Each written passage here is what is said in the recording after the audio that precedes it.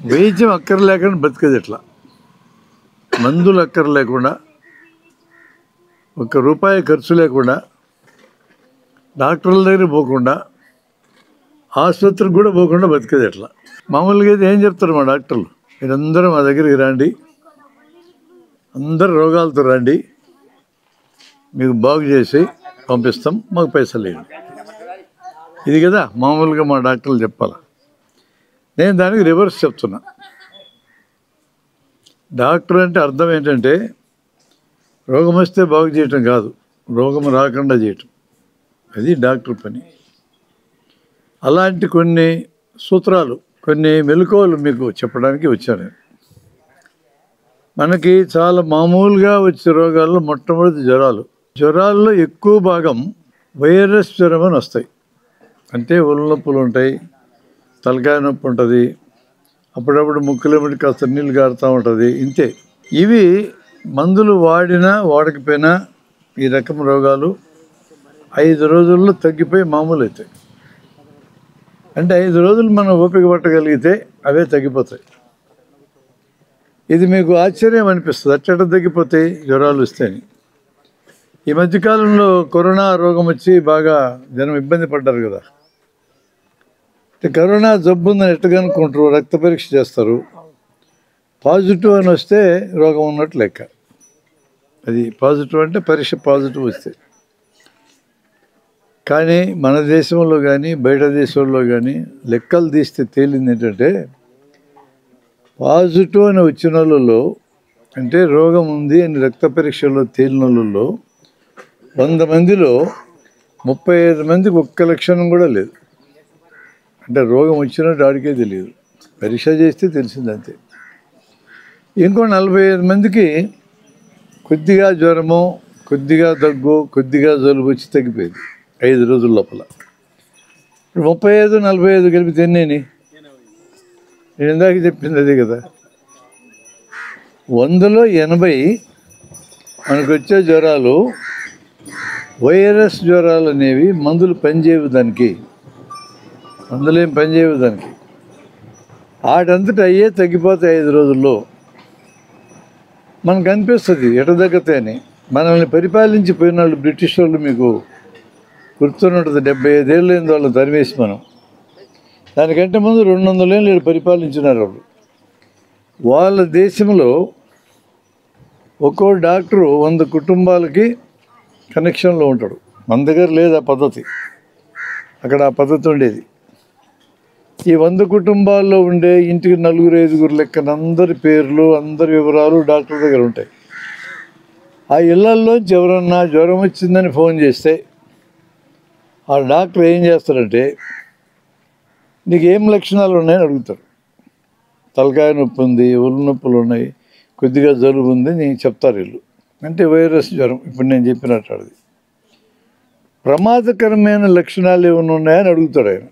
Fits వస్తున్నాయని అడుగుతాడు. రాలేదు అన్నారనుకోండి. ఒంటిలో రక్తం పోతుందా అని అడుగుతాడు. లేదు అని చెప్పినారు. కడుపులో తీవ్రంగా నొప్పి వచ్చి మెలకలు తిరిగిపోతున్నాడా అని అడుగుతాడు. ఏమి లేదు సార్, కొద్దిగా జలుబు, తలకాయ నొప్పి, ఒళ్ళు నొప్పులు అని చెప్తారు వీళ్ళు. అప్పుడు ఆ డాక్టర్ ఏమంటాడంటే, 5 రోజులు నువ్వేం మందులు ఆడుకుని ఇంట్లో ఉండు, నా దగ్గరకు రావద్దు. ఒకవేళ నొప్పులు ఎక్కువ ఉండి, తలకాయ నొప్పి ఉండి తట్టుకోలేని అనిపిస్తే పారాసిటమాల్ అనే మాత్రలు ఎక్కడ పడితే అక్కడ దొరుకుతాయి, జ్వరం మాత్రలు. అవి మందుల షాపులను కొనక్కర్లు, ఎక్కడైనా దొరుకుతాయి.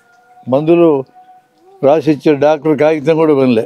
జ్వరం మాత్రలు అంటే ఎక్కడైనా అమ్మే హక్కు ఉంది, ప్రపంచంలో అన్ని చోట్ల అమ్ముతారు, మన దేశంలో కూడా అమ్ముతారు. జ్వరం మాత్రలు ఇవ్వనంటే 10 ఇస్తారు, ఒక మాత్ర ₹1.5 అవుతుంది, ఇంట్లో పెట్టుకోవచ్చు. అట్లా ఉంటే ఆ మాత్ర వేసుకొని చూడు, 5 రోజులు అయినాక నీకు జ్వరం తగ్గకుండా అట్లే ఉంటే నా దగ్గరికి రా, లేకపోతే రావద్దు అంటారు. మరి అంత అభివృద్ధి అయిన దేశం, మనల్ని పరిపాలించిపోయిన దేశం, బాగా సావుకారులు ఉన్న దేశం, మామూలు పేదోళ్ళు మనలాంటి వాళ్ళు అక్కడ కనపడరు. మనలాంటి వాళ్ళకి కూడా బూట్లు, కోట్లు ఉంటాయి. అట్లాంటి దేశంలో కూడా జ్వరం వస్తే 5 రోజులు నువ్వు డాక్టర్ దగ్గరికి రావద్దు. నువ్వు ఆగు 5 రోజులు ఆగినాక రా అని చెప్తా ఉంటే మన దగ్గర ఏం జరుగుతుంది? ఇప్పుడు నువ్వు జ్వరం అనగానే నేను చెప్పింది నీకు తెలియదు అనుకో, జ్వరం రాగానే పౌడర్ చూసి బయలుదేరుతుంది. పక్కన ఉండే ఊరుకోరు, జ్వరం వస్తే పోలే, అదేదో వాడి సమస్య అయినట్టు. పక్కోడు కూడా వదలడు, ఇంట్లో వాళ్ళు కూడా వదలరు. ఇప్పుడు డాక్టర్ దగ్గరికి పో, ఏ డాక్టర్ దగ్గర పోవాలా? పెద్ద డాక్టర్ దగ్గర పోవాలా జ్వరానికి కూడా, అంటే ఎండి డాక్టర్ దగ్గర పోవాలా. ఆయన 400-500 ముందు చూడడానికే ఫీజు తీసుకున్నాక నా దగ్గరికి వస్తే నేనేం చెప్తానంటే, నీకు ఎన్నాళ్ళ నుంచి జ్వరము, ఏం లక్షణాలు ఉన్నాయి, ఇది వైరస్ జ్వరము, నీకేం మందులు ఎక్కర్లా, ఇంటికి బాగుంటా. నేనైతే ఇదివరకు 100 రూపాయలు తీసుకునేవాడిని 1 సంవత్సరం క్రితం, ఇప్పుడు అది కూడా మానేసిన. 100 రూపాయలు నీకు ఇచ్చి ఇంత దూరం నుంచి అమ్మడగుంట నుంచి వస్తే జ్వరం అని చెప్పి నువ్వు ఇంటికి బాగుంటావా? నువ్వేమి డాక్టర్వి, నీకు అసలు వైద్యం వచ్చా రాదా అని వాళ్ళు అంటారేమోనని మా అనుమానం. ముఖాన్ని అనరు, పక్క పోయి అంటారు. నేను ఒంగోలులో ఉన్నప్పుడు ఒకటికి రోగం వస్తే మాత్రం 3 పైసలు ఉండే మాత్రలు 10 రాసిన, అంటే 30 పైసలు తగ్గింది రోగం వాడికి. కానీ వాడు ఏం మాట్లాడినాడు తెలుసా? వాడి స్నేహితుల దగ్గర, ఏం డాక్టర్ అబ్బా, పనిమాల డాక్టరు, ₹1/2 మాత్రలు రాసినాడు. నేను తీసుకున్నది ₹2 ఫీజు, రాసింది ₹1/2, అంతా 2.5, 100-200 ఖర్చు కాలే. ఇప్పుడు నా స్నేహితుడు ఉండి, నీకు ఎంతకు రోగం తగ్గిందా లేదా అని అడిగిండు. తగ్గింది అనుకో అన్నాడు. నా కొడుకు తగ్గితే మళ్ళీ ఇదేంద్ర ఈ డైలాగు, గబ్బు నా కొడుకు డైలాగు. నీకు రోగం తగ్గింది కదా, ఎన్ని పైసలు తగ్గితే నీకేమి, తగ్గించినాడు కదా, మళ్ళీ బయటకు చిట్ట మాట్లాడతావా ఆయన వాడు తిడితే అప్పుడు నోరు మూసుకున్నాడు. ఇప్పుడు ఎలా ఉంటుంది వాతావరణం అంటే, ఖర్చు ఎక్కువ పెట్టిస్తే పెద్ద డాక్టర్, ఎక్కువ పరీక్షలు చేయిస్తే పెద్ద డాక్టర్, ఎక్కువ మందులు రాయిస్తే పెద్ద డాక్టర్, పక్కనే ఉండే మందుల షాపులో మాత్రం దొరుకుతుంది, కానీ ఊరంతా తిరిగినా దొరకకుండా ఉండే మందు రాయిస్తే పెద్ద డాక్టర్. పక్కనే షాపులో ఉంటుంది, ఇంకో పేరుతో ఉంటుంది. కంపెనీ చాలా పేర్లు ఉంటాయి కదా, ఇంకో కంపెనీ పేరుతో ఉంటుంది. మొత్తం ఊరంతా తిరిగినాక నువ్వేమంటావు? ఏమి డాక్టర్ నువ్వు ఊరంతా తిప్పినావు అని అనవు. నువ్వు అట్లా అనకుండా, ఏం మందు రాసి నువ్వు సార్ ఊరంతా తిరిగినా దొరకలా అని గర్వంగా చెప్తావు. నాకు సిగ్గుండాలి చెప్పడానికి. ఊరంతా తిరగకుండా అక్కడే దొరికేది రాయొచ్చు కదా, ఏం రోగం డాక్టర్కి. నువ్వు నీ లెవెల్, వాడి లెవెల్ నీ దగ్గర నిలబడదు. అట్లా రాస్తే తిరిగితే కూడా దొరకలేదంటే నీకు గౌరవం పెరుగుతుంది నా మీద. అట్లాంటి వాళ్ళు చూశాను నేను. ఏదన్నా పెద్ద రోగం వచ్చి చనిపోయేంత రోగం వస్తే పేషెంట్కి చెప్తాను నేను, ఇక 3-4 నెలలకు చచ్చిపోతా, రేపటికి డాక్టర్ చూడు తిప్పొద్దు, ఇంటికి పోంట, చేర్చుకో సార్ అన్నాడు. వద్దంట. నాకెందుకు ఊరికే పైసలు పెడతావు, ఇక్కడ బతకడాడు, క్యాన్సర్ రోగము చివరి దశ, ఇంటికి పో. ఇంక పిల్లలు మనముళ్ళు మనవరాలు చుట్టూ చేరి వాడు ఆనందంగా ఉంటాడు, చేయండి, ఇంకంతే నువ్వు చేయగలిగేది. ఇక్కడ చేరిస్తే ఇంటెన్సివ్ కేర్ యూనిట్ అని ఐసీయూలో చేరుస్తాడు, రోజుకి 10,000 వసూలు చేస్తారు. ఇట్లాంటి పనులు చేయొద్దు అంటాను నేను. తర్వాత ఎప్పుడైనా కనపడతారా బంధువులు, కనపడి ఏమి చెప్పినావు సార్, నువ్వు చెప్పినట్టు కరెక్ట్గా 3 నెలలుగా తెచ్చాడని చెప్తారు. చస్తే కూడా ఆనందం నీకు, నేను కరెక్ట్గా చెప్పినా కాబట్టి. అట్లా ఉంటుంది మన మనస్తత్వం. సాగు గురించి చెప్తే ఆనందం ఏందయ్యా, బతకటం గురించి చెప్తే ఆనందపడాలి. కానీ మనిషికి అట్లాంటి పిక్చర్ ఉంటుంది. అందువలన నేనేమంటున్నానంటే, నీకు వైద్యం అక్కర్లేని రోగంతో నువ్వు వచ్చావు. అట్లాంటివి చాలా ఉంటాయి. మెడలో చిన్న చిన్న గడ్డలు ఉంటాయి, ఏం చేయవై. గొంతు లోపల గల్లీలోనే వస్తారు పిల్లలు. నోరు తెరిస్తే ఇంతలావు కనపడతాయి, నోరు మూస్తే పక్కకు పోతాయి. నోరు మూస్తే గొంతు కనపడదు కదా, ఇటు నోరు మూయగానే పక్కకు జరుగుతాయి, తెరిస్తే లోపలికి వస్తాయి. నోరు తెరిచి చూసినప్పుడు ఇంతలా ఉన్నాయి సార్ గడ్డలు అంటున్నాడు. ఏం చెయ్యవురా, అవి పిల్లలకు ఉండాలా. ఏదన్నా క్రిములు వస్తే ఎదుర్కోవడానికి ఆ గడ్డలు ఉంటాయి, పిల్లలకి ఆరోగ్యానికి వెనుక వస్తాయి. చెప్తా నేను, తీసేయకూడదా సార్ అంటాడు. నాకేం పోతుంది, తీస్తే ₹1000 వస్తాయి, నాకేం నష్టం అంటే తీస్తే లాభమే కదా. కానీ తీయడం అనవసరం. అట్లాంటి గడ్డలు చర్మం కింద గడ్డలు ఉంటాయి. ఇక్కడ ఉండేవాళ్ళలో 1-2 కొంటే చర్మం కింద ఇంత గడ్డలు అట్టే ఉంటాయి. ఆయన చూపిస్తున్నాడు, ఉందా నీ చేతికి గడ్డ? ఇట్రా, ఇక్కడ అందరికి చూపిస్తారా నేను? ఆయన కొంచెం రాని, నా ఎదురుగానే కేసు ఉందిరా. ఏ పేరైనా నీ పేరు? ఇటు చూడు, ఇది గడ్డ. ఇట్లా గడ్డలో ఉన్నప్పుడు ఏం చేయాలంటే, నొప్పి ఉందా? ఏం లేదు సార్. లేదు, అది వినాల. రెండోది, ఇట్లా ఫ్రీగా కదులుతుందా? చర్మం ఫ్రీగా కదులుతుంది, నొప్పి లేదు, ఫ్రీగా కదులుతుంది. చాలా రోజుల నుంచి ఉంటుంది ఇది. అవును సార్. నెమ్మదిగా పెరుగుతుంది. నెమ్మదిగా అంటే కొన్ని ఏళ్ళు పడుతుంది పెరగడానికి. ఇది పుండు వల్ల చర్మం బాగా ఫ్రీగా ఉంది. 4 లక్షణాలు చూసుకోండి. ఇట్లా గడ్డలు ఉంటే ఫ్రీగా కదులుతూ ఉండాలా, నొప్పి లేకుండా ఉండాలా, పుండు పడకుండా ఉండాలా, గబగబా పెరగకుండా ఉండాలా. ఈ 4 లక్షణాలు ఉంటే మీరు డాక్టర్ దగ్గరికి పోనక్కర్లా. ఉంటుంది, ఆయన బతికినంతకాలం ఆయన ఉంటుంది. దానికి మందులు పనిచేయవు. మందులు వాడండి తగ్గితే అంటే అబద్ధం. ఆపరేషన్ చేసి తీసేయచ్చు, అవసరంలే. ఆపరేషన్ చేయటం అంటే పనే కదా. ఆపరేషన్ సామాగ్రి తయారు చేసే కంపెనీకి పనే. ఆపరేషన్ చేయాలంటే మందులు వాడాలి, మందుల కంపెనీకి పని. అది ఏమి గడ్డో చూడడానికి పరీక్ష చేయాలి, సూదేసి లోపల కణాలను బయటికి తీయాలి. కాబట్టి ల్యాబొరేటరీకి పని. ఎవరెవరికి పని దొరికింది?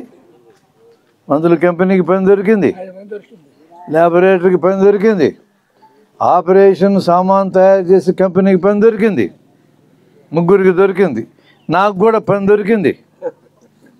మా నలుగురిని పోషిస్తాడు ఈయన.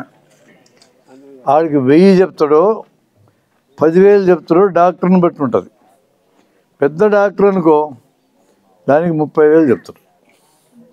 ఒక మోస్తరుడు అనుకో 10,000 చెప్తాడు. నాలాంటి తలమాసినోడు అయితే 5,000 చెప్తాడు. నేనేం చెప్తున్నా, అసలు చేయొచ్చు కాకని చెప్తున్నా. దానికి వైద్యం అక్కర్లా, కూర్చోన్నా. నీ ఎదురుగానే చూపించు జబ్బు. మందులు పనిచేయడానికి అది పెరగదు, తరగదు, ఉంటుంది అట్లే. నేను చెప్పిన 4 లక్షణాలు ఉంటే రావాలి. గబగబా పెరుగుతూ ఉంటే రావాలి. నొప్పి ఉంటే ఇటు పట్టుకోగానే నొప్పి ఉంటే రావాలా. చర్మానికి అతుక్కుని ఉంటే, ఫ్రీగా కదలకుండా అతుక్కుని ఉంటే రావాలా. దాని మీద పుండు పడితే రావాలా. ఈ 4గిట్లో ఏ లక్షణము లేకపోతే ఆ గడ్డలు మీకు అట్లే ఉంటాయి. మీకు సంకల్లో గడ్డలు ఉంటాయి, అట్లా గజ్జల్లో గడ్డలు ఉంటాయి, చర్మం కింద ఉంటాయి, మెడలో చిన్న చిన్న గడ్డలు ఉంటాయి. ఇవన్నీ ఏమీ చేయవు. వీటిల్లో ఏ ఒక్క జబ్బు ఉండి మా డాక్టర్ల దగ్గరికి వచ్చినా చూస్తూ ఉంటాం. నీ ముఖం పక్క సోది చెప్పేవాళ్ళలాగా చూస్తుంటాం మేము. నువ్వు ఎంత భయపడితే అంత చెప్పేస్తాం. ఇది గడ్డ సార్, భయం వేస్తుందో నాకు, ఏమైనా అవుతుందేమో అనగానే ఆ మాట కోసం కాసుకొని ఉంటా. అయితే నువ్వు తీసేసుకోవాలి చూడంట. అసలు నువ్వు లెక్క చేయకపోతే రానేరావు పీడబాయ్. ఇది ఏమీ చేయదు, భయం లేదని నేను చెప్పగానే సర్లే సార్ ఇంటికి పోతా అన్నాం అనుకో, అయిపోయింది. అట్లా అంటే కొంతమంది డాక్టర్లు మా వాళ్ళు ఏం చేస్తారంటే, అందరూ దొంగలే ఉండరు, డాక్టర్లు మంచి వాళ్ళు కూడా ఉంటారు. అన్ని చోట్ల అందరూ తప్పుడోళ్ళు ఉండరు కదా. అన్ని డిపార్ట్మెంటుల్లో దొంగలు ఉంటారు, మంచి వాళ్ళు ఉంటారు. మా దగ్గర కూడా అట్టే ఉంటారు. ఏం చెప్పాలా, సరైన డాక్టర్ అయితే ఇంటికి వెళ్ళిపోని చెప్పాలా. కాకపోతే ఏమంటాడు, ఇంక బతికైతే నీకు ఆపరేషన్ చేసైతే నేను ఎట్లో కట్ట ఆపరేషన్కి తొయ్యాల. అది పెరగచ్చు, క్యాన్సర్ అవుతుందేమో, ఎవడికి తెలుసు క్యాన్సర్ అవుతుందేమో, భయపెడతాం అంతే. నీకే భయం ఉందనుకో క్యాన్సర్ అవుతుందేమో అని పండగ చేసుకుంటాం మేము. పండగ సులభంగా తీసేయచ్చు, 5 నిమిషాలు తీసి పారేయచ్చు. 5 నిమిషాల్లో తీసి పారేయచ్చు. ఆపరేషన్ థియేటర్లోకి పట్టుకెళ్తాం మేము. 5 నిమిషాలు నేను బయటికి పంపం, అర్ధగంట పెట్టుకుంటాం లోపల. ఏం సార్ నువ్వు 5,000 తీసుకుంటువి, 5 నిమిషాల్లో బయటికి పంపిను, అంత డబ్బులు తీసుకుంటాం అంటవేమోనని మేము ముందుగానే గంట సేపు అరగంట పెట్టి ఇంతసేపు చేసినట్టు నటిస్తాం మేము కూడా. ఏం చేయం, నీకు 5 నిమిషాలు ఇది పక్కన వండ పెడతాం. ఇటుంటుందా అంటే ఇట్టే ఉంటుంది, అన్నీ అట్టే ఉంటాయి. మేము జనానికి నేర్పించడానికి తిరుగుతున్నాం. మేము ఈ మాత్రం డాక్టర్లమైనము, మేము మా బతుకు బాగానే ఉంది, ప్రజలు ఇచ్చిన డబ్బులతోనే డాక్టర్లమైనం, రోగులు ఇచ్చిన డబ్బులతోనే బతుకుతున్నాం. మేము దోచుకొని తినాల్సిన పని మాకేం అవసరం. మమ్మల్ని బాగానే బతికించుకుంటున్నారు కదా జనం. మీకంటే బాగానే బో పెడుతున్నారు కదా మాకు ఇటు ఊళ్ళు తిరగడానికి కారు కూడా జనం ఇచ్చింది కదా. కొన్నది నేనే, కానీ డబ్బులు ఎవడిచ్చిండు, జనం ఇచ్చింది కదా. మీ దగ్గర సంపాదించింది కదా, ఏం అవసరం మాకు? ఇది మేము మెడికల్ కాలేజీల పిల్లలకి నేర్పిస్తున్నాం. చదువుకునేటప్పుడే బుర్రలో పడాలా, ప్రజల మీద ప్రేమ అనేది వాళ్ళు బుర్రలో పడాలని అప్పటి నుంచి నేర్పిస్తున్నాం మేము. నేను మెడికల్ కాలేజీలు తిరుగుతుంటా. వచ్చే వారం మన మెడికల్ కాలేజీలో సజ్జలకి మీటింగ్ పెట్టాను నేను. అక్కడ మంచి డాక్టర్ ఉన్నాడు, గుండె డాక్టర్ ప్రభాకర్ రెడ్డి అని. ఎప్పుడైనా గుండెకి ఆపరేషన్లు చేయాల్సి వస్తే ఎక్కడికి వెళ్ళొద్దు, మీరు జనరల్ హాస్పిటల్కి వెళ్ళండి. ప్రభాకర్ రెడ్డి అని అద్భుతమైన డాక్టర్ ఉన్నాడు, ఒక్క పైసా ఖర్చు లేకుండా అద్భుతంగా చేసి పంపిస్తాడు. ఒకప్పుడు నేను చేసేవాడిని గుండె ఆపరేషన్లు. అతను వచ్చినాక నేను మానేసిన. నా దగ్గర చేస్తే 40,000-50,000 అయినా ఖర్చు అవుతుంది. ఆయన దగ్గర ₹1 ఖర్చు కాదు. నేను ఎందుకు చేయాలి? వాడికి 40,000 నేను ఎందుకు ఖర్చు పెట్టించాలా? డైరెక్ట్గా అటు దగ్గర బాగుంటా, ఫోన్ చేసి చెప్పేస్తా. నాకు మంచి స్నేహితులు కూడా, పేదవాళ్ళకి ప్రాణం ఇచ్చి వైద్యం చేస్తారు. అట్లా డాక్టర్లు మన హాస్పిటల్లోనే ఉన్నారు, పెద్ద హాస్పిటల్లో. అట్లా వాళ్ళని వాడుకోవాలి. మనకి ఏ రకమైన అభిప్రాయం మన తొల్ల ఎక్కించినారంటే, గవర్నమెంట్ హాస్పిటల్ అంటే పనికి మాలింది, ప్రైవేట్ డాక్టర్లు అంటే గొప్ప వాళ్ళని ఎక్కించినారు. ఇక్కడ అంటే పెద్ద పెద్ద బిల్డింగ్లు ఉండాలా, అన్ని అద్దాలు ఉండాలా బిల్డింగ్ నిండా, పోగానే డాక్టర్ కంటికి కనపడకూడదు, లోపల ఎక్కడ దాక్కుని ఉండాలా, బయట గేటు దగ్గర మనిషిని పెట్టి ఉండాలా, లోపలికి పోతుంటే ఆగో పోకూడదు, డాక్టర్ బిజీగా ఉన్న లోపల అంటే మనిషి ఒకటి ఉండాలా. ఏం బిల్డప్. ఇప్పుడు నాలాగా నీ దగ్గర వచ్చి కూర్చొని మాట్లాడరు కదా, ఎదురుగా నేను నిలబడ్డా. ఇప్పుడు నాకు మీరంటే భయం లేదు, ప్రేమే ఉంది. కానీ మీరు నన్ను కాపాడుకుంటారు, నాకు తెలుసు. నాలాంటి వాళ్ళు అసలు బయటికి రారు. అలాంటి ఒక బిల్డప్ అనేది ఈరోజు వైద్యం చుట్టూ జరిగింది. అందుకని జ్వరాలు వస్తే 5 రోజులు మీరేం వాడద్దు. ఎక్కువ ఇబ్బందిగా ఉంటే పారాసిటమాల్ అనే మాత్రం, జ్వరం మాత్రం మీ పచారీ కొట్లు కూడా దొరుకుతాయి, 4 తెచ్చి దగ్గర పెట్టుకో, ఒక మాత్ర వేసుకో ఇబ్బందిగా ఉంటే. లేకపోతే ఊరుకో. 5 రోజులు తగ్గిపోతే నువ్వు ఎక్కడికి పోవద్దు. 5 రోజుల్లో తగ్గకపోయినా, ఫిట్స్ వస్తే 5 రోజులు ఆగకూడదు. చలిజ్వరం వచ్చి విపరీతంగా బుగ చెమటలు బట్టి తగ్గిపోయి మళ్ళీ మామూలు అవుతుంది. దాని పేరు మలేరియా. మలేరియా అనేది విపరీతంగా జ్వరం వస్తుంది, చెమటలు పడతాయి, చెమటలు బట్టి జ్వరం తగ్గగానే మళ్ళీ మామూలు అవుతుంది, మళ్ళీ రేపు ఈ టైంకి వస్తుంది. అట్లా వస్తే 5 రోజులు ఆగకూడదు.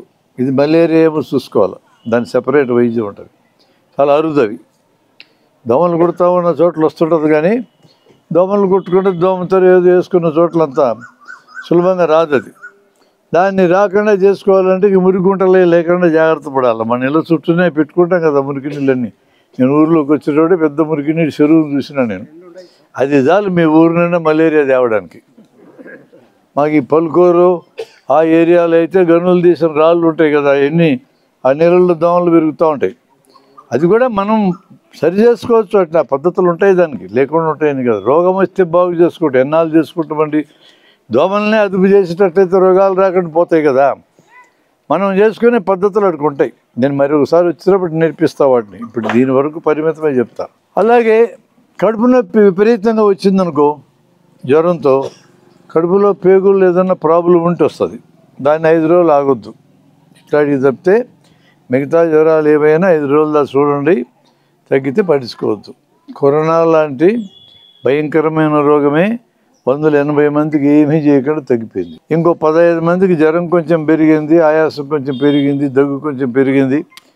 ప్రభుత్వం వాళ్ళు విడిగా పెట్టి వాళ్ళకి భోజనం పెట్టినారు 15 రోజులు. లేదా మీ ఇంట్లో విడిగా ఉండి మంచి బలమైన తిండి తింటే కూడా ఈ 15 మందికి కూడా తగ్గిపోయింది, ఆసుపత్రులు లేకుండా పెద్దగా మందులు లేకుండానే. ఇక 5గురు మిగిలినారు 100లో. ఈ 5గురిని మాత్రమే మన హాస్పిటల్లో చేర్చాం. వాళ్ళు ఎవరు? షుగర్ జబ్బులు, బీపీ జబ్బులు, గుండె జబ్బులు, వయసు బాగా పెరిగిన వాళ్ళు. ఇలాంటి వాళ్ళకి కరోనా జబ్బు వస్తే ఇబ్బంది అని ముందు జాగ్రత్తగా చేర్చినాం. ఇంత చేస్తే 100 మందిలో ఒక్కడు కూడా మరణించాల. మన దేశంలో 100లో ఒక్కడు కూడా మరణించాల.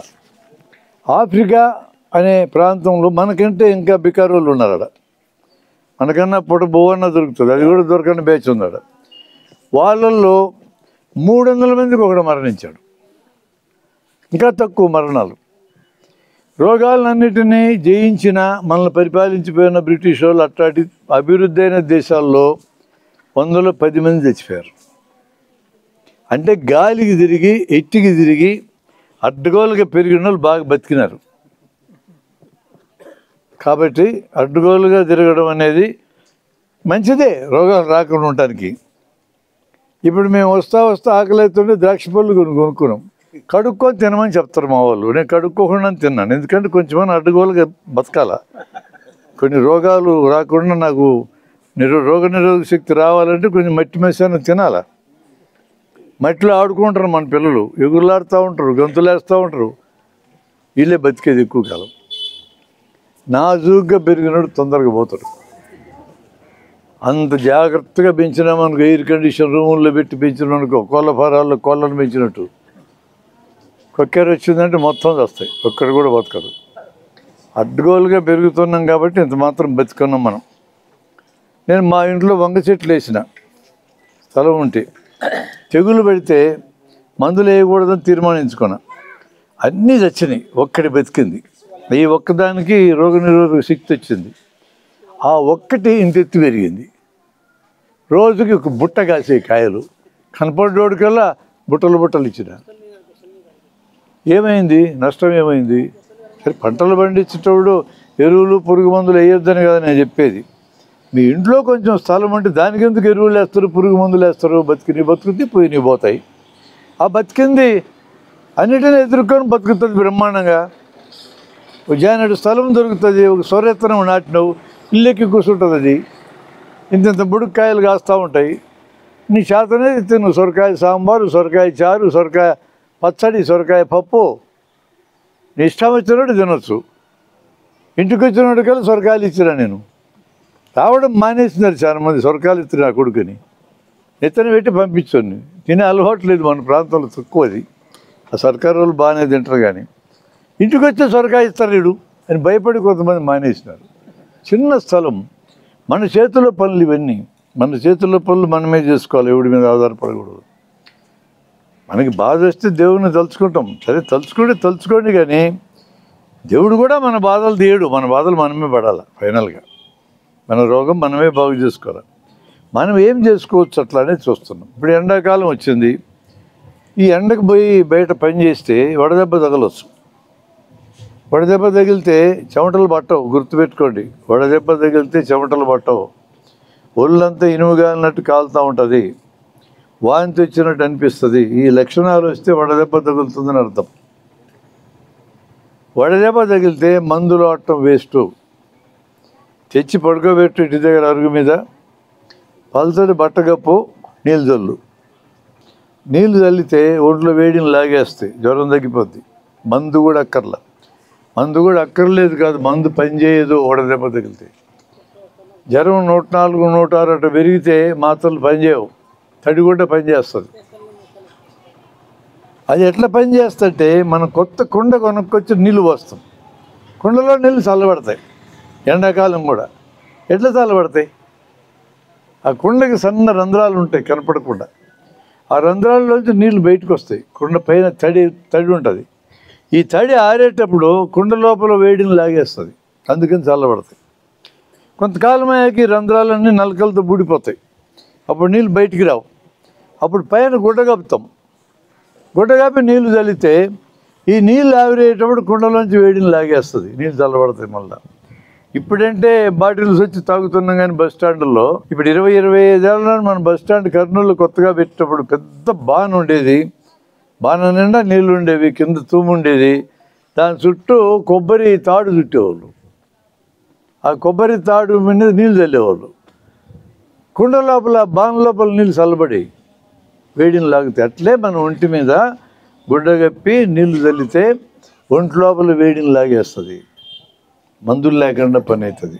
మీకు అర్ధరాత్రి అపరాత్రి జ్వరం వచ్చి, పెద్ద జ్వరం వచ్చి, ఏ మందు నీ దగ్గర లేకపోతే ఇక్కడ నుంచి ఆసుపత్రికి పరిగెత్తాలంటే సాధ్యం కాని పరిస్థితి. ఏం భయపడదు. ఫస్ట్ గుడ్డగా పని నీళ్ళు చల్లండి, జ్వరం తగ్గిపోద్ది. తెల్లారినాక చూసుకుందాం. కొంతమంది పిల్లలకి జ్వరం ఎక్కువ వస్తే ఫిట్స్ వస్తాయి. జ్వరం వస్తేనే ఫిట్స్ వస్తాయి, జ్వరం తగ్గిపోతే ఫిట్స్ ఆగిపోతాయి. అంటే ఈ వంపులు అనేవి జ్వరం తగ్గిస్తే ఆగిపోతాయి. ముందు జ్వరం తగ్గించండి, తడిగొట్టేసి ముందు ఫిట్స్ ఆగిపోతాయి. లేకపోతే నెమ్మదిగా పో డాక్టర్ దగ్గరికి, తొందర ఏముంది. ఈ అర్ధరాత్రి హైరాణ పట్టడం, గందరగోళం పట్టడం లేకుండా మనం పరిష్కరించుకోవచ్చు కదా, ఆ ఉద్దేశంతో నేను చెప్పాను. ఇంకొక సమస్య నేను చెప్తాను మీకు. ఈ మధ్యకాలంలో 40-50 ఏళ్ళకి కాకుండా 20 ఏళ్ళ పిల్లలకి, మగపిల్లలు కూడా హార్ట్ అటాకులు వస్తున్నాయి, గుండె ఆగిపోతుంది.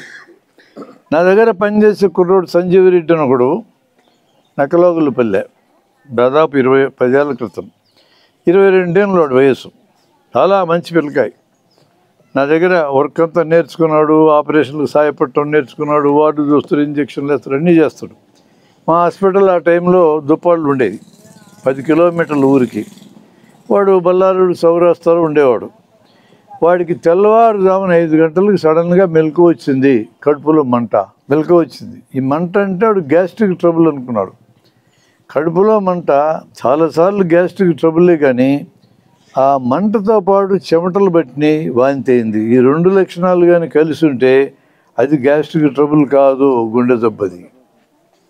మీకు ఎవరికైనా గుర్తుపెట్టుకోండి, తెల్లవారుజామున నిద్ర మెలకు వచ్చింది, కడుపులో మంట, వాంతులైనవి, చెమటలు పట్టినాయి, ఇది ఖచ్చితంగా గుండెపోటు, ఇది గ్యాస్ట్రిక్ ట్రబుల్ కాదు. వాడికి అది అర్థం కాలే. మోటార్ సైకిల్ వేసుకొని వాడు హాస్పిటల్కి వచ్చినాడు. నేను లేను ఆ రోజు ఊళ్ళో. వచ్చాడు, ఏమనుకున్నాడు, గ్యాస్ట్రిక్ ట్రబుల్ అనుకున్నాడు, దానికి మందు వేసుకున్నాడు. అరగంట అయింది, గంట అయింది, తగ్గడంలా. అప్పుడు అక్కడ ఉండే డాక్టర్కి చెప్పాడు, డ్యూటీలో డాక్టర్కి చెప్తే ఆయనకు అనుమానం వచ్చింది, గుండెపోటు వచ్చింది వీడికి, ఇటు గుర్తుపట్టలేదని. వెంటనే టౌన్లోకి వెళ్దాం పదని మా బండి ఉంటే వేసుకొని వచ్చాడు. టౌన్లో 2-3 హాస్పిటల్ తిరిగి దేవుడు తలుపులే తెరవల్ల, జనరల్ హాస్పిటల్కి తీసుకెళ్లారు. అదైతే ఎప్పుడు తెరిచే ఉంటుంది. అడిగి పోయే లోపల చచ్చిపోయాడు. 40 ఏళ్ళ వయసు ఉండే సుబ్బారెడ్డి అని ఒక ఆయన, విశ్వభారతి హాస్పిటల్ పక్కుండే అపార్ట్మెంట్ ఆయన ఉండి 1వ అంతస్తులు ఉంటాడు, నాకు స్నేహితుడు ఆయన. 15 ఏళ్ళ నాడు సంగతి. తెల్లవారుజామున కడుపులో మంట వచ్చింది, చెమటలు పెట్టినాయి. ఆయన ఫ్రిడ్జ్ దగ్గరికి వెళ్ళి నీళ్ళు తాగినాడు, మజ్జిగ తాగినాడు, తగ్గల. భార్యకి చెప్పాడు, భార్యకు కూడా అర్థం కాలేదు. పక్కన హాస్పిటల్ పోయి ఉంటే బతికుండేవాడు. అది కడుపులో మంట, గ్యాస్ట్రిక్ ట్రబుల్ అనుకొని ఒక అరగంట గడిపాడు, చచ్చిపోయాడు. అందుకని నేను చెప్తున్నా, గుండె పోటు అంటే హార్ట్ అటాక్, నొప్పి ఎట్లా వస్తుందంటే కడుపులో మంటలాగా రావచ్చు, బరువు పెట్టినట్టు రావచ్చు, పిగదీసినట్టు రావచ్చు. ఈ 3 రకాలుగా ఎట్లయినా వస్తుంది. అది బరువు పెట్టినట్టు, బిగదీసినట్టు, మంటలాగా. అది గుండె దెబ్బని గుర్తుపట్టడానికి 2 లక్షణాలు ఉన్నాయి. ఇదివరకు ఎంత దూరం నడిచినా నీకేముండదు, ఇప్పుడు నడిస్తే ఆయాసం రావడం, నడిస్తే గుండెలో నొప్పి రావడం. ఈ 2 లక్షణాలు ఉంటే నీకు అనుమానం రావాలా, ఇది గుండె దెబ్బ అయి ఉండొచ్చు అని. హార్ట్ అటాక్ కాదు అది, అటాక్ రాబోయే ముందు దశ ఇది. కొన్నాళ్ళు ఇటు నొప్పి వచ్చి ఎప్పుడు అటాక్ వస్తుంది. ఆ నొప్పి వచ్చిన దశలోనే పట్టుకొని డాక్టర్ దగ్గరికి పోతే పరీక్ష చేస్తాడు. పరీక్ష చేస్తే గుండెకి రక్తం సప్లై చేసే రక్తనాళం సన్నబడ్డాడు తెలిస్తే స్టంట్ బిగిస్తాడు. ఈయనకి బిగించినారు అట్లే. ఆయనకు ఆయాసం వస్తూ ఉండేది, ఎక్కువ నడిస్తే నొప్పి వస్తుండేది. అనుమానం వచ్చింది ఆయనకి, 83 ఏళ్ళ వయసు.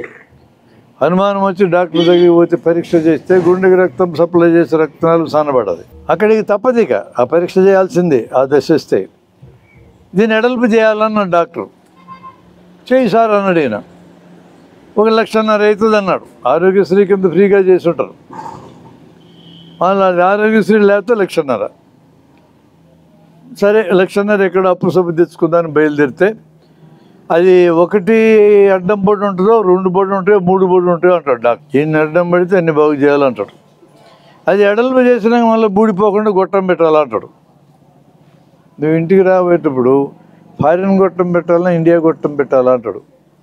ఫారిన్ గొట్టం 1,30,000, ఇండియా గొట్టం 30,000. ఏ గొట్టం కావాలా మీకు? మీకు ఏ గొట్టం కావాలా? నేను అట్టు అడిగితే ఏం చెప్తారు మీరు? ఫారిన్ గొట్టమా, ఇండియా గొట్టం? అయితే అయింది లేదు సార్ ఖర్చు, ఫారిన్ గొట్టం పెట్టు అనే అంటారు.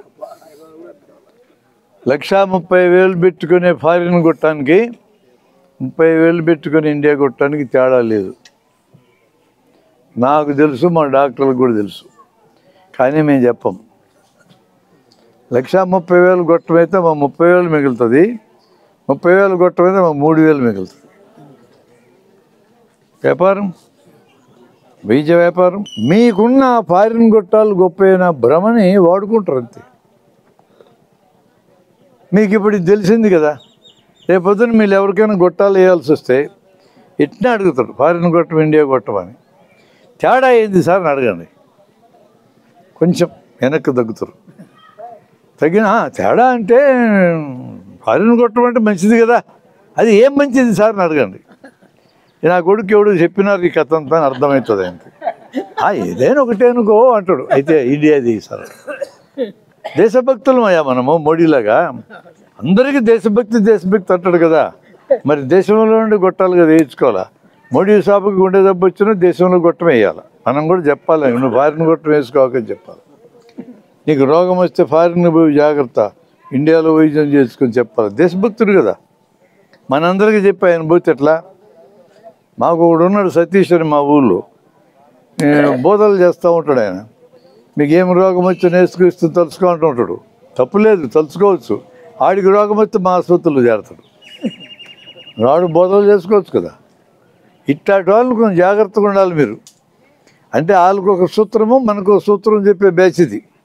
ఈ బ్యాచ్లను మనం జాగ్రత్తగా చూస్తుండాలి. అందుకనే ఉన్నదన్నట్టు చెప్పేవాడు మనకు కావాలి. కాబట్టి 3 రకాలుగా నొప్పి, మంటలాగా కానీ, బరువు ఎత్తినట్టు కానీ, బిగదీసినట్టు కానీ రావాలి. చెమటలు పడతాయి. నొప్పి ఎక్కడ అని అడుగుతాం మేము. ఇట్లా చేయి పెడతారు గుండె దెబ్బ అయితే. ఒక్క ఏలుతో చూపిస్తామని అడుగుతాం. ఇట్లా నొక్కి చూపించమంటాం. ఒక్క ఏలుతో నొక్కి చూపించగలిగితే అది గుండె దెబ్బ కాదు. గుర్తుపెట్టుకోండి. మీరు ఎప్పుడైనా గుండె నొప్పి వచ్చినట్టు మీకు అనుమానం వస్తే ఇట్లా నొక్కుకొని చూసుకోండి మీరే. ఒక్క చోట నొప్పి తెలుస్తూ ఉంది, మిగతా అంతా మామూలుగా ఉందంటే ఇది గుండె దెబ్బే కాదు. కానీ అట్లా వచ్చినా మేము పరీక్షలన్నీ చేస్తాం. ఎందుకంటే పొరపాటున గుండె దెబ్బ నీకేమన్నైతే నా మీదకి వస్తావు కదా, ఆ జాగ్రత్త కోసం చేస్తాం. కానీ నీకే అర్థమవుతుంది, అట్లా నొక్కితే ఒక చోట నొప్పి తెలిస్తే గుండె దెబ్బ కాదు.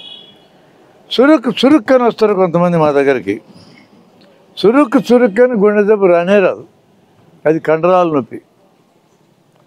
చురుకు సార్ అంటారు.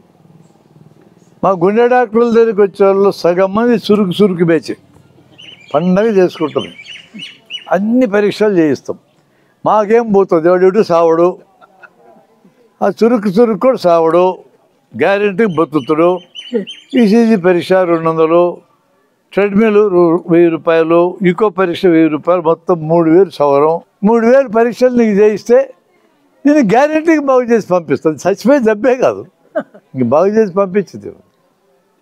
ఇట్లాంటి వాటికి మనం చిక్కకూడదు. అందుకని గుండె పోటుగానైతే క్లాసికల్ పద్ధతులు వస్తుంది.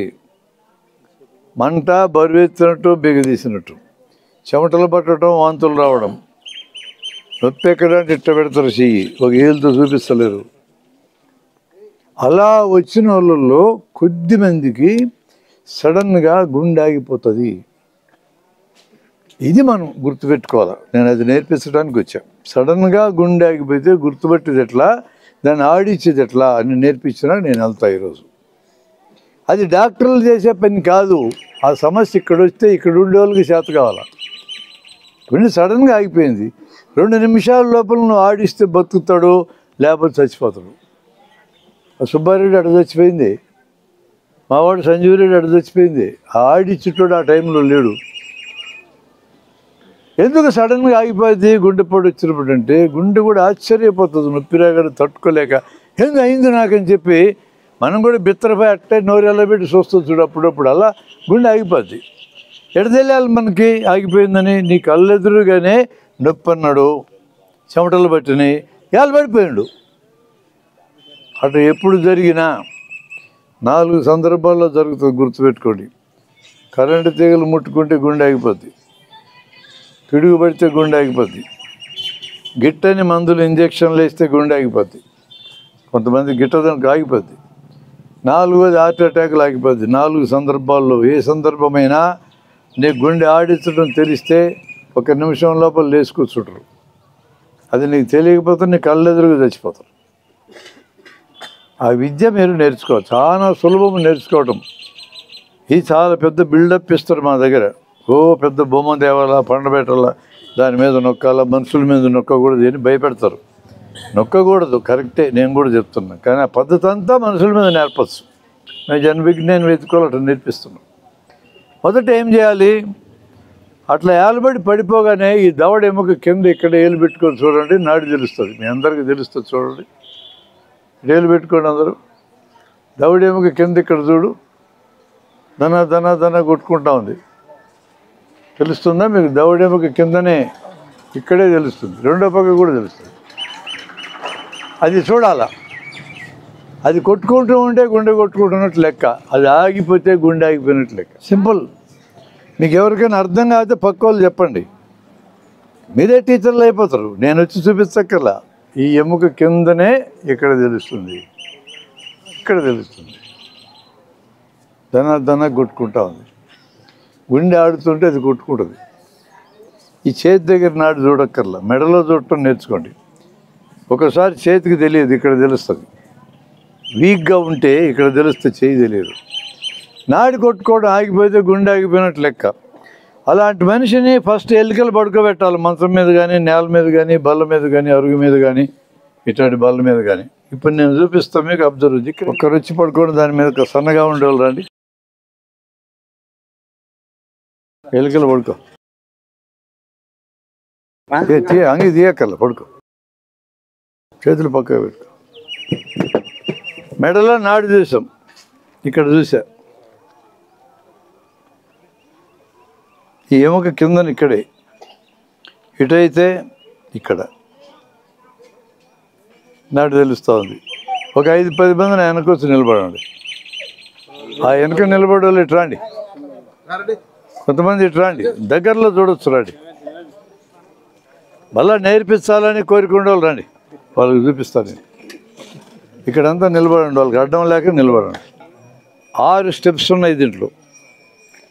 6 గుర్తుపెట్టుకోండి. మొదటి స్టెప్ నాడు చూడడం, 6 స్టెప్పులు అయినాక మళ్ళీ నాడు చూడాలి. అంతా కలిపి 20 సెకండ్లు కూడా పట్టదు. ఫస్ట్ ఏం చేయాలంటే, ఎముక ఉంది ఎదురు ఎముక, ఎముకను గుర్తుపట్టాలి. ఇటు నొక్కుంటూ వస్తే ఇది నామగుంట, ఇక్కడ నొక్కుంటూ వస్తే ఇది పొట్ట మెత్తగా ఉంది, ఇక్కడ ఎముక స్టార్ట్ అయింది. ఎముకను గుర్తుపట్టాలి, మొదటి స్టెప్ అది. 2 చేతులు అడ్డం పెట్టాలి, దాని మీద పై చేయి తీసేయాలి, కింద చేయి సెంటర్కి జరపాలి, 2 చేయి సపోర్ట్ పెట్టుకోవాలి. మోచేతులు వంచకుండా 2 ఇంచులు అణిగేటట్టుగా, 3 ఏళ్ళు అణిగేటట్టుగా 20 సార్లు నొక్కాలి. ఇట్లా ఇప్పుడు నొక్కనాయన్ని, ఇది బొమ్మ మీదనే చెప్పాలి, మనిషి మీద చెప్పకూడదు. అది గుండె ఆడుతున్న నొక్కితే ఆగిపోతుంది, ఆగిపోయినోడికి నొక్కితే ఆడుతుంది. ఇప్పుడు ఈయనకు నొక్కితే ఆగిపోయే ప్రమాదం ఉంది. నేను నొక్కటం లేదు నేను భయపడగలదు. ఆ నొక్కడం అనేది తప్ప మిగతా స్టెప్పులన్నీ మీరు గమనించండి. ఇట్లా పెట్టి ఇట్లా నొక్కాల, 20 సార్లు నొక్కాల. 6 స్టెప్పులు మళ్ళా చెప్తున్నా. ఎముకను గుర్తుపెట్టినా. ఎందుకు? ఎముక కింద గుండె ఉంటుంది, వెనక ఎముక ఉంటుంది, నడ్డీపు ఎముక, ఇది ఎముక. ఈ 2 ఎముకల మధ్య గుండె ఉంటుంది, అందుకని ఎముకను గుర్తుపట్టాలి. 2 చేతులు అడ్డం ఎందుకు పెట్టాం? ఎముక ఎడలు పంత ఉంటుంది, ఎముకను చూసుకోవడానికి పెట్టాం. పై చేయి ఎందుకు తీసేసా? దీని కింద రక్తనాళాలు ఉంటాయి, దీని కింద గుండె ఉంటుంది. ఎముక మొత్తం కింద ఉండదు, గుండె కింద భాగం కింద ఉంటుంది. మరి ఇలా చేయి పెట్టినప్పుడు ఈ చేయి తీసేసినాక ఈ చేయి సెంటర్కి జరపన్నా. ఎందుకు జరపన్నా అంటే, సెంటర్లో ఎముకను నొక్కితే మనం అర్ధగంట సేపు అయినా ఈ పద్ధతిలో మనిషిని బతికించవచ్చు. పక్కన నొక్కితే ఎముకలు ఇరిగిపోతాయి, గుండె మీద ఒత్తిడి తగలదు. అందుకని సెంటర్కి జరపాలి. 2 చేయి సపోర్ట్ పెట్టుకోమన్నా బలం కోసం. ఈ చివరి స్టెప్ ఏంది? 2 ఇంచులు అణిగేటట్టుగా మోచేయి వంచకుండా అన్న. మోచేయి వంచితే ఇట్లా 5-6 సార్లు కలిపి వస్తుంది, నొక్కలేమే. అర్ధగంట అయినా ఈ పని చేయాలి మనం బతికించాలంటే. ఈ 6 స్టెప్పులు ఎందుకు ఉన్నాయో కారణం చెప్పాను, అది మీ మనసులో పెట్టుకోండి కారణం. స్టెప్స్ గుర్తుపెట్టుకో. ఎముకను గుర్తుపెట్టినా, 2 చేతులు అడ్డం పెట్టా, పై చేయి తీసేసా, కింద చేయి సెంటర్కి జరిపా, 2 చేయి సపోర్ట్ పెట్టుకున్నా, 2 ఇంచులు అణిగేటట్టు మోచేయి వంచకుండా 20 సార్లు నొక్కా. నొక్కినాక నాడు చూసా, నాడు వచ్చేసింది, ఇంక నువ్వేం చేయక్కర్లా. మేము తిరుపతిలో 200 మంది కుర్రాళ్ళకి ట్రైనింగ్ ఇచ్చినాం. చదువు లేదు వాళ్ళకి, రైతుల పిల్లల వాళ్ళు. 1990లో 33 ఏళ్ళ ట్రైనింగ్ ఇచ్చినాం. మేము ఈ ట్రైనింగ్ ఆ పిల్లలకి ఇచ్చిన ఒక నెలకి వర్షాకాలం వచ్చింది. పొలం దున్నటానికి ఒక రైతు వెళ్ళాడు. ఈ పిల్లోడు కూడా పక్క పొలం దున్నుతున్నాడు, మా దగ్గర నేర్చుకున్నాడు. మెరుపు తగిలింది, పిడుగు పట్టమంటే అంతే. అడే రథమేమి నడవదు పైన, దాని చీలు వచ్చి మీద పడదు అంటుంటాం. చిన్నప్పుడు పల్గున అర్జున అంటే అరుస్తూ ఉంటాం.